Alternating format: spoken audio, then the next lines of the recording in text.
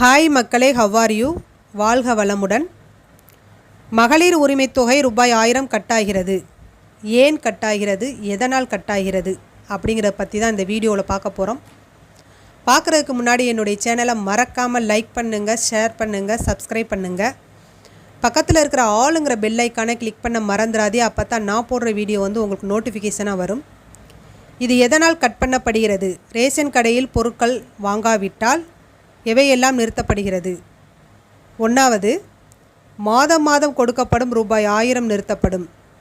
2வது, அரசால் கொடுக்கப்படும் பொங்கல் பரிசு பொருட்கள் நிறுத்தப்படும்.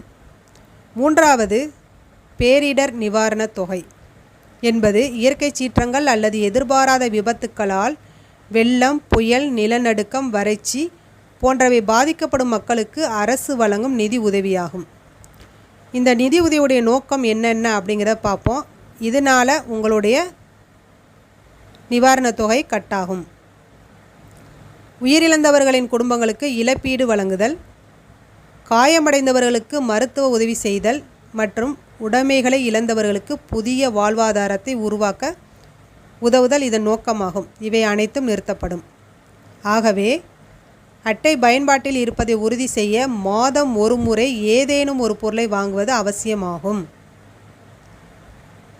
சரியான நேரத்தில் பொருட்களை வாங்கி பராமரிப்பதன் மூலம் அரசு நிதி உதவியை தடையின்றி பெற முடியும். இந்த நடைமுறை அரசு மானியம் தகுதியானவர்களுக்கு சென்றடைவதை உறுதி செய்வதற்காகவே அமல்படுத்தப்பட்டுள்ளது. அதனால் ரேஷன் கடையில் ஏதாச்சும் ஒரு பொருளை எப்படியாச்சும் கண்டிப்பாக வாங்கிருங்க. நீங்கள் வாங்கிட்டீங்கன்னா உங்களுக்கு எல்லாமே கிடைச்சிரும். வாங்காட்டி எதுவுமே கிடைக்காது. உங்களுடைய கருத்துக்களை சந்தேகங்களை கேளுங்க. உங்களுக்கு இந்த வீடியோ பிடிச்சிருந்தால் லைக் பண்ணுங்கள், ஷேர் பண்ணுங்கள், சப்ஸ்கிரைப் பண்ணுங்கள். ஓகே மக்களே, தேங்க்யூ வெரி மச்.